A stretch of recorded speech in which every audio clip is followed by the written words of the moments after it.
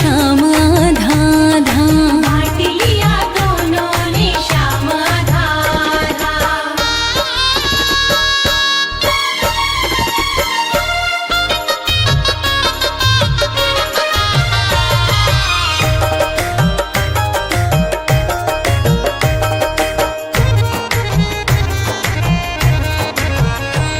बैकुंठ से आई तुलसा बरसाने से राधा। से आई तुलसा बरसाने से राधा। बैकुंठ से आई तुलसा बरसाने से राधा। से आई तुलसा बरसाने से राधा। बांट लिया दोनों ने श्याम आधा आधा। बांट लिया दोनों ने श्याम आधा आधा। हरी हरी तुलसा गोरी गोरी राधा। हरी हरी तुलसा गोरी गोरी राधा। बांट लिया दोनों ने श्याम आधा आधा। बांट लिया दोनों ने श्याम आधा आधा। हाँ बांट लिया दोनों ने श्याम आधा आधा। बांट लिया दोनों ने श्याम आधा आधा।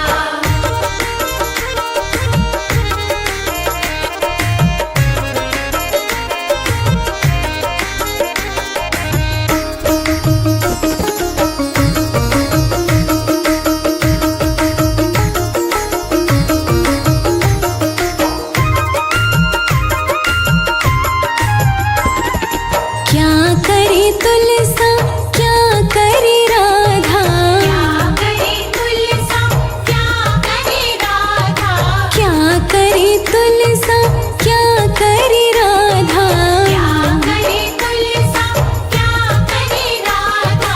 बांट लिया दोनों ने श्याम आधा आधा। बांट लिया दोनों ने श्याम आधा आधा। हरी हरी तुलसा गोरी गोरी राधा।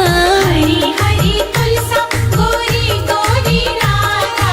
बांट लिया दोनों ने श्याम आधा आधा। बांट लिया दोनों ने श्याम आधा आधा। हाँ बांट लिया दोनों ने श्याम आधा आधा। बांट लिया दोनों ने श्याम आधा आधा।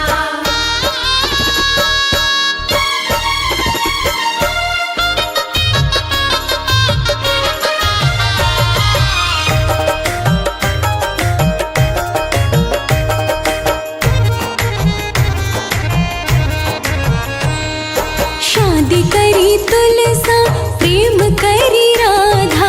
शादी करी तुलसा प्रेम करी राधा। शादी करी तुलसा प्रेम करी राधा।